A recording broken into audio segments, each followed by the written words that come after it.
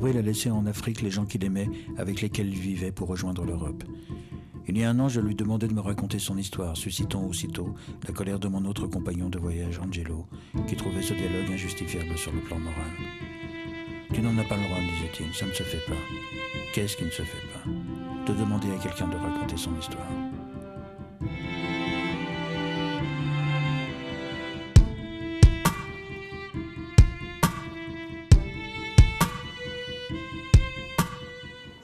Pour moi, je vis dans la communauté, mais aussi c'est que je peux être moi-même ici, sans restriction de rien. La communauté pour moi, c'est comme la société, ou c'est comme ta famille, dépend comment tu regardes les choses. C'est mental, ça c'est émotionnel, c'est quelque chose que c'est dans l'être humain, dans l'intérieur de l'être humain. C'est la réalité. Oui, sí. Je crois que chaque personne grandit dans la communauté aussi, la famille, c'est pareil. Le respect, la solidarité, beaucoup de choses. Mais je me sentais un peu fatiguée, mais quand j'ai trouvé, c'est comme un lieu que j'ai trouvé, où je peux continuer les derniers jours de ma vie, ok? Faire quelque chose de différent pour moi-même. Mais avec Jean-Michel, il pense pareil, il pense en les autres jeunes, aider, donner les mains extérieures, o sea, être extérieur de toi-même, o sea, penser plus en les autres, mais pas dans le même cadre que généralement la vie dehors d'ici. O sea, je suis là pour l'être humain, parce que j'ai senti que ma vie c'est plus complète, et vi sa expérience. Ce n'est pas l'expérience, c'est ma vie. C'est ce que je sens. Être à côté des autres, donner les mains, en être un peu dehors de moi-même. J'ai un peu fatigué que le monde tout le temps te pousse à penser seulement en toi. Ta apparence physique, ta voiture, beaucoup de choses. Emmaüs, bonjour. Vous êtes le... Alors, quelle quantité ou qu'est-ce qu'il vous faut? Un camion, le même que d'habitude ou... Oui, ça suffira. L'Institut de formation infirmier. Et vous avez le numéro? Ah, c'est bizarre ça. Je suis arrivé une première fois il y a 5 ans. C'est rare les compagnons qui sont issus de la région dans laquelle la communauté se trouve. Il n'y en a pas d'ailleurs. Tu te plais bien ce que tu fais? Ah mais moi j'ai choisi de venir ici. Ah oui? Oui. Ma femme aussi, on a choisi. On n'est pas là par, bon, comme beaucoup, par, on va dire, incident de la vie. Non, non, on a choisi de revenir. Autrement, on serait resté au Costa Rica. Ah oui? Eh oui.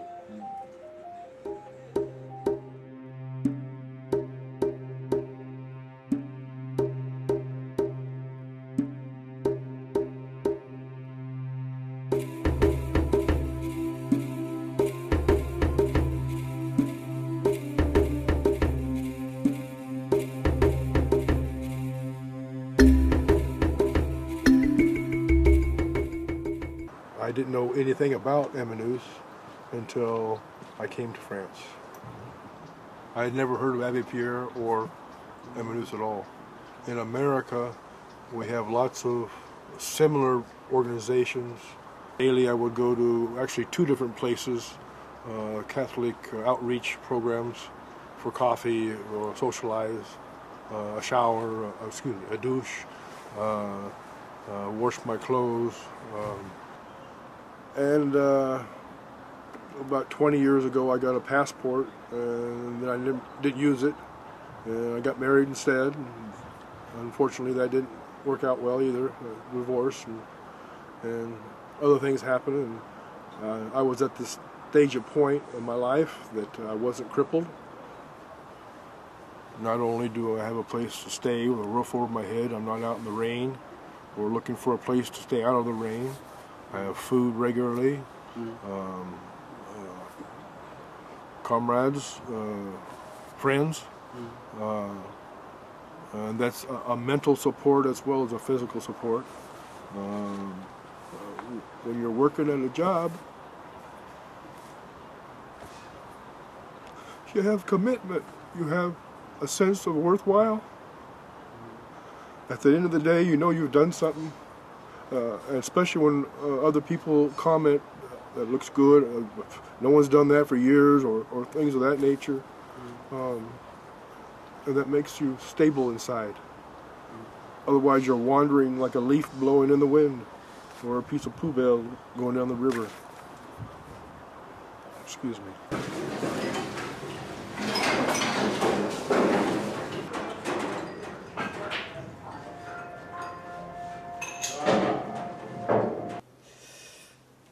En tant que compagnon,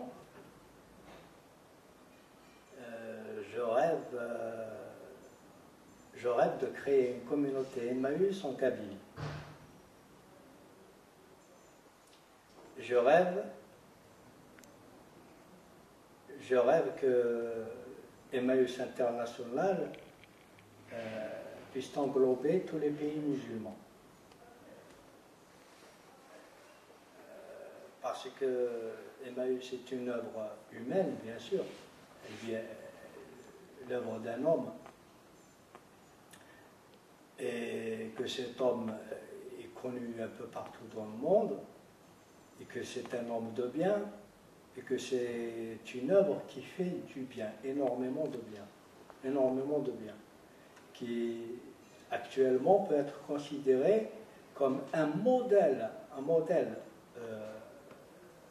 surtout dans nos pays, en Amérique du Sud, en Afrique, en Asie. Les pays en sous-développement. Voilà. Moi, mon rêve, c'est que les autorités ou les personnes qui ont le pouvoir de réaliser ces choses puissent prendre des mesures pour que ça se réalise. Est-ce que tu penses, avec le système de ce pays que tu connais, que tu as vécu, est-ce que tu penses que ça peut se réaliser dans ce pays? Si le système ne change pas, si le système d'idées ou l'idéologie actuelle qu'il y a là-bas n'évolue pas, ça ne peut pas se réaliser. Ça ne peut pas se réaliser et c'est compréhensible.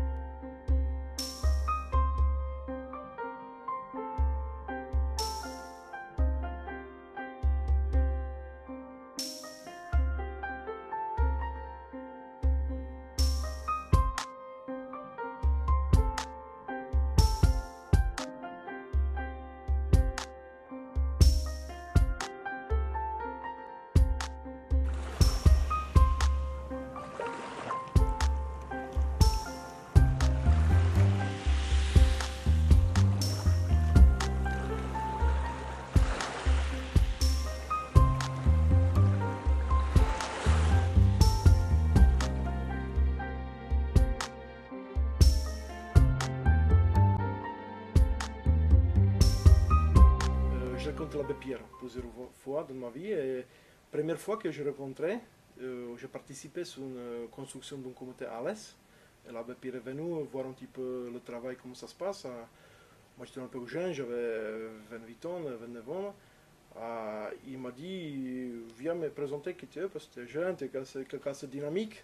Mais d'où tu viens, qu'est-ce que tu fais? Moi je dis, je suis tchèque et tout ça. Il m'a dit, qu'est-ce que tu as fait avant de venir à Emmaüs? J'étais militaire. Alors, il m'a dit, c'est bien. Alors, moi, j'avais un petit peu, parce que c'est vrai, comme on dit, d'être militaire ou de force spéciale, tout ça, c'est un petit peu quelque chose plutôt négatif aux opinions des gens, quoi. Alors, Pierre m'a dit, mais c'est pas grave, parce que moi, j'aime bien les militaires. Parce qu'il m'a dit, moi, j'étais militaire pendant la guerre, je faisais la guerre, tout ça. Et il m'a dit, moi, j'ai fait la guerre à la misère. J'ai besoin des combattants, j'ai besoin des guerriers. Et c'est ça qui m'a donné un petit peu l'envie. L'abbé Pierre vraiment provoqué en moi, cette envie fait quelque chose. Et aujourd'hui, je prends comme ça un petit peu, parce que ma mentalité n'a pas tellement changé, je suis toujours dans la tête un petit peu militaire, et aujourd'hui c'est un engagement, c'est une lutte, c'est une guerre qu'on fait sur un système qu'on considère comme injuste. C'était mes valeurs que j'ai défendues, Et c'est aussi la raison pourquoi un jour on m'a mis dehors à la pays carrément. Parce que dans l'armée, dans le gouvernement pour que je travaillais, c'est difficile de défendre ce droit de l'homme, ce droit universel, toutes ces valeurs universelles. Voilà. Quand vous mettez un pays dans un chaos, il y a la famine et tout ça, c'est sûr que les gens vont essayer de chercher à survivre. Et quand vous avez rien chez vous, vous allez où il y a quelque chose. J'ai arrivé en 2002, juin, 4 juin, à Paris. J'ai resté pas longtemps, 20 jours, quelque chose. Et 29 ou 30 juin, j'ai arrivé à Manosque. Parce que j'étais sans papier, mais avec touriste visa. Quand même, été 3 mois touriste visa. Le premier jour, le patron m'a toutes les conditions, parce que son papier profite. Il a dit, je te paye par mois 500 €. Rester manger, c'est moi. Tu es d'accord? Je dis oui, d'accord, obligé, on n'a pas de choix. Après 2003, 6 mois j'ai travaillé, j'ai dit, bah, ça fait trop. J'ai dit, j'ai besoin d'argent, moi aussi, famille, hein, quand même. Jamais repos. Il n'y a pas d'occasion pour sortir. Et je n'ai pas de droit pour sortir. Et après, bon, obligé, il n'y a pas de choix. En même temps, Espagne, une immigration. Il a dit, est-ce que tu as besoin de papier Espagne? Il dit, ok, te donne ton passeport. J'ai confiance à votre patron, je donné mon passeport.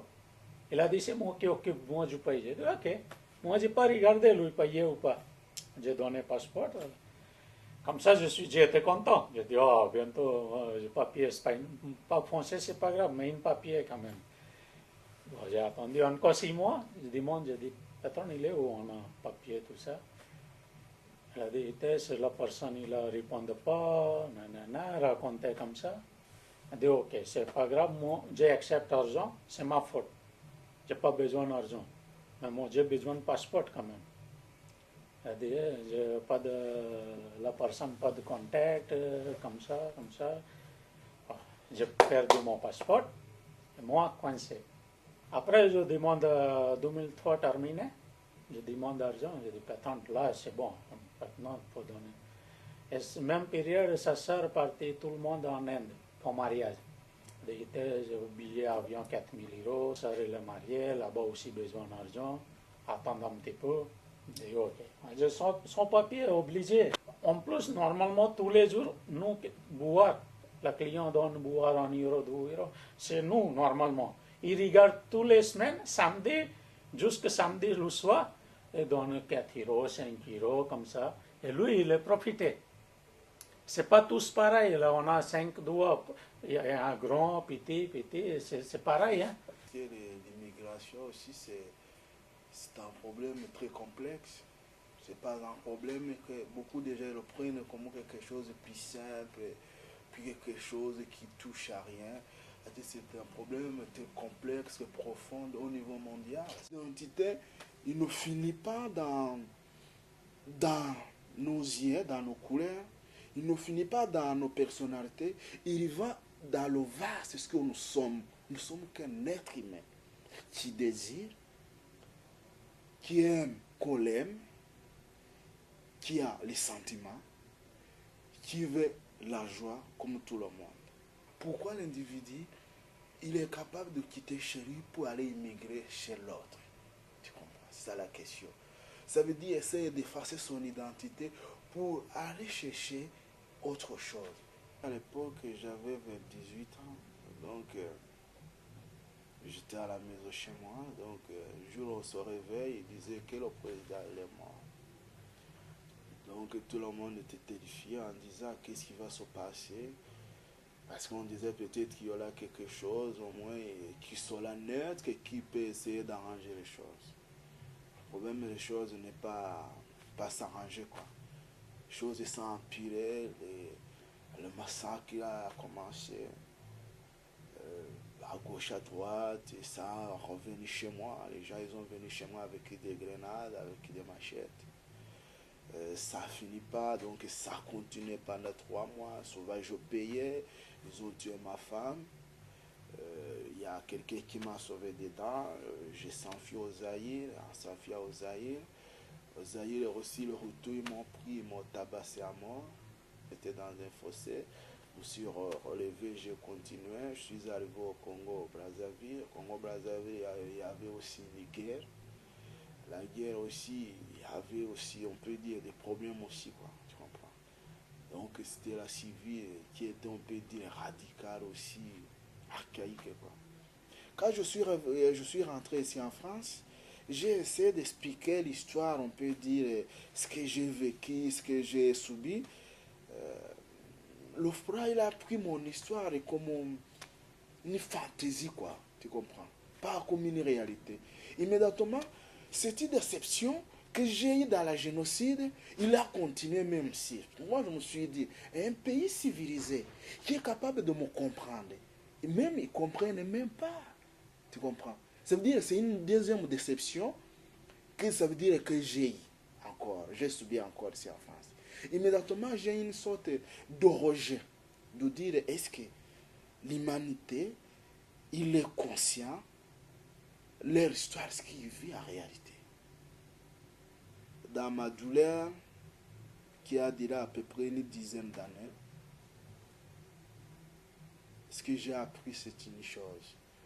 Au plus profond de notre souffrance, il arrive même que la mort, il devient, on peut dire, insignifiant. Parce que tu dois regarder la mort en face. Quand on regarde la mort en face, au plus profond de toi-même, il y a quelque chose qui s'éveille. C'est pas la haine. Tu comprends?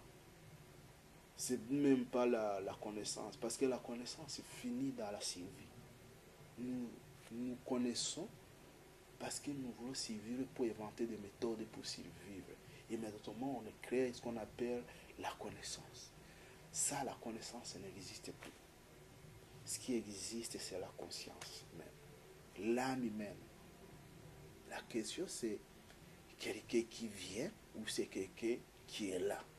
Si j'arrive aujourd'hui, on peut dire à me considérer comme un être humain, c'est que parce que c'est moi qui ai voulu. Là, je n'aurais pas pris le pirogue là. C'est vrai que c'est bien, mais je n'aurais pas pris. Je suis né là.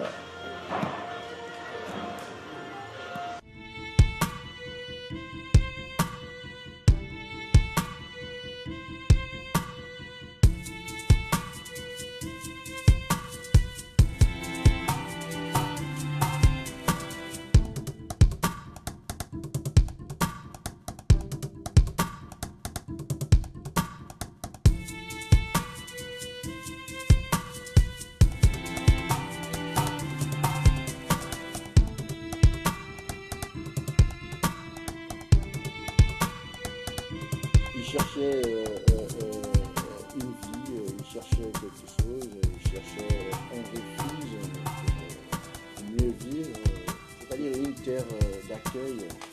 Aujourd'hui, dans les pays occidentaux, on sait bien, on entend tous les jours, on parle des immigrés comme si ce n'était pas des êtres humains. Pour toutes les sans-papiers qui veulent venir en Europe, en plus, tous les Africains qui vivent en Afrique, qui veulent venir en Europe, je lance ce message-là pour leur dire, s'ils pensent l'Europe, c'est leur paradis, ils peuvent venir. Mais je voulais juste dire, pour ils mettre dans leur tête, l'Europe, c'est pas facile. L'Europe, c'est dur. Même c'est dur pour les Européens. Pour les Africains ou bien pour les Africains, c'est plus dur parce que l'Europe, c'est pas paradis. Si tu veux venir en Europe, mets-toi dans ta tête, c'est plus dur que l'Afrique. Parce que tu pars dans un autre pays, que tu vas voir toutes les réalités, toutes les choses que tu n'as pas vues dans ton pays, tu es obligé de l'accepter. En plus, être sans papier, c'est dur. C'est dur, c'est dur, c'est dur. En fait, moi, je suis sénégalais. À l'âge de 10 ans, ma maman, elle a quitté en Sénégal, elle est venue en France. C'est pas ma maman qui m'a élevé, c'est ma grand-mère qui m'a élevé. Voilà. Elle est venue en France à l'âge de 10 ans, elle a resté 10 ans ici avant d'avoir ses papiers. Après, elle est retournée au bled. quand il est revenu, là, il m'a vu, moi, son enfant, il m'a même pas reconnu. Après, ça m'a touché parce que moi, je dis, une part, l'Europe, il m'a fait. En fait, c'est à cause de l'Europe que je n'ai pas avoir bien contact avec ma maman. Je peux dire l'Europe, il m'a séparé avec ma maman.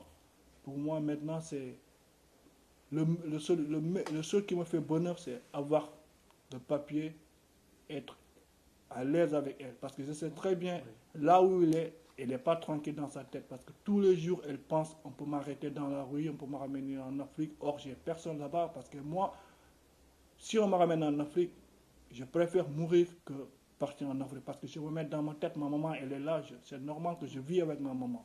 Comme j'ai entré à l'Europe, j'ai entré à l'Italie avec un visa. J'ai acheté visa, c'est cher un peu. Pour j'ai entré à l'Europe, pour que je cherche ma vie. Je vendais beaucoup de choses pour que j'ai acheté le visa là. Comme j'ai acheté le visa, c'est le monsieur, il dit moi, il y en a le visa, tu as acheté le visa. Après, comme tu entres à l'Italie, je travaille les papiers avec le visa. Comme j'ai entré à l'Italie, j'ai dit, j'ai stop parole. Je n'ai pas trouvé les papiers avec le visa. J'ai ce visa 6 mois. Comme tu restes.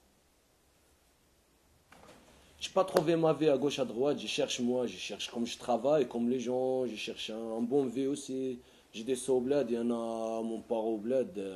Il y en a 4 soeurs, je suis moi, bon homme tout seul. C'est moi le petit. Comme je parle avec mon paro, tous les jours il part et il pleure. Pourquoi t'as parti, t'es laissé? Moi je cherche ma vie.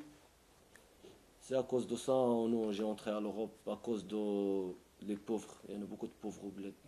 Au Maroc, c'est pas comme la France. Il y en a les grands riches, mais il y en a les petits pauvres. C'est comme ça. Le 30 mai, j'ai fait 26 ans. Là, comme j'ai dit, il y en a 7 ans dans l'Europe. À l'Italie, 5 ans, je suis parti à Belgique, je suis parti à la Suisse. Mais là, je suis dans la France. Je vais vers la France, rester là, je cherche moi aussi un bon travail. Mais il y en a, tout ça, il y en a dans la France, mais à cause de papier, t'as pas de papier, jamais je trouve ça. Je mets pas mes infos, il fait comme moi. Je mets mes infos comme moi, j'ai entré là, je cherche ça pour mes infos. Je travaille l'électricité, les voitures, l'électron. J'ai sorti au bled, j'ai resté là-bas 10 ans, j'ai pris le métier dans les garages. Après, mon père, il m'a dit, Abdo, tu restes là, mais j'ai dit non, non, c'est bon. Je reste pas là, tu travailles, tu fais beaucoup de travail, donc toi, 20 € pour une semaine. Tu vas où? Tu as acheté quoi? Tu fais un rasage, tu manges un sandwich, tu sors. 20 € c'est tout de suite. Mais tu travailles, un bon travail. C'est pas. Tu as entré pour tu prends le métier, c'est beau, tu as pris le métier, tu travailles bien. Ce qu'il a dit Bamba, moi, ça m'a vraiment touché ton histoire, dans le sens que tu as été séparé de ta maman. Ça fait vraiment mal au cœur. Donc, et toi, en quelque sorte, tu es victime de l'immigration. La situation d'immigration qui perdure depuis longtemps. Comme beaucoup de gens, Ça comme perdure Abdoul, depuis longtemps, tu vois, parce que regarde, voir la situation dont on passe, ça a une liaison avec sa maman. Sa maman, déjà, donc, elle a subi cette situation depuis, je sais pas, 20 ans en arrière. Et son fils, il arrive derrière, et c'est la même histoire. Et c'est vraiment, vraiment douloureux, ça. Et ça me fait mal au cœur, comme, bien sûr, ton histoire, ou bien celle d'Abdel qui a fui son pays à cause de la pauvreté. Je suis de nationalité algérienne. Je suis arrivé ici en France en 8 mars 2005. J'ai procédé à une demande d'asile qui a été déboutée. Et par la suite, donc j'ai subi quelques actes que je vois moi dans ma propre vision que c'était un petit peu discriminatoire, chose que je n'ai pas aimé et je n'ai pas cru un jour que je voulais la vivre. Et puis moi je me suis trouvé dans une grande dépression, j'étais hospitalisé. Et à chaque fois ça me revient cette question jusqu'à nos jours. Je disais, moi, des moments que j'ai des éléments qu'il faut, du travail et tout ça, pourquoi je ne suis pas régularisé cette période-là? Et donc, j'étais un petit peu seul, j'ai toujours un petit peu de doute par rapport aux gens, je ne fais pas confiance, ça ça m'a encore traîné dans la solitude. Dès le départ, j'avais peur. J'ai jamais imaginé que je vais vivre une telle situation dans ma vie. J'ai jamais pensé que je vais vivre une telle situation. Je suis très fatigué, épuisé, et comme je vous ai dit tout à l'heure, j'ai fait une grande dépression. Et ça m'a, des fois, ça me laisse penser à faire du mal à moi-même. Même la dame là que je vois que c'était elle la cause qui m'a traîné encore plus de 3 ans donc dans cette situation. Peut-être elle croit que je ne la connais pas, moi je ne la connais pas vraiment. Et chaque fois, moi je dis la vérité, chaque fois ça me cogite quoi. Moi je veux bien être quelqu'un qui a une reconnaissance et que je puisse faire face à ma situation de santé et vivre comme un être humain.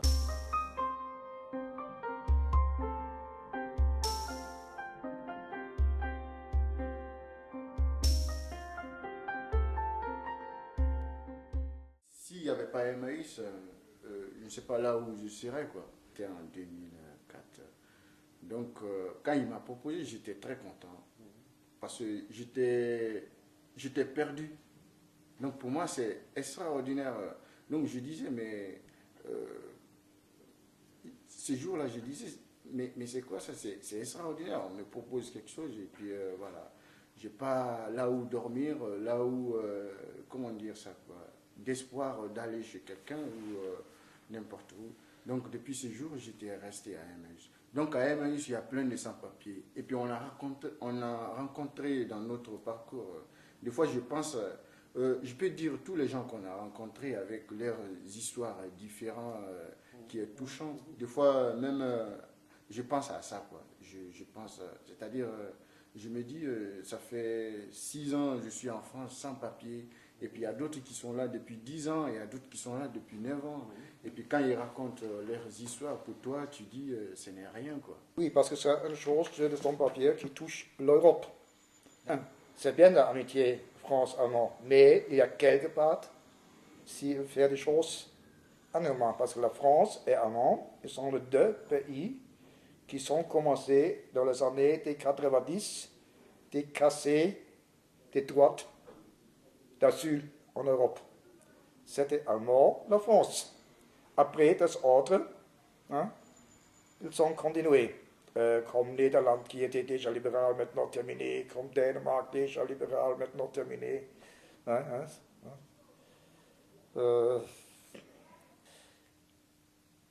Il y a aussi des choses, des gens avec des capacités, on est riche, et c'est aussi un échange des choses positives.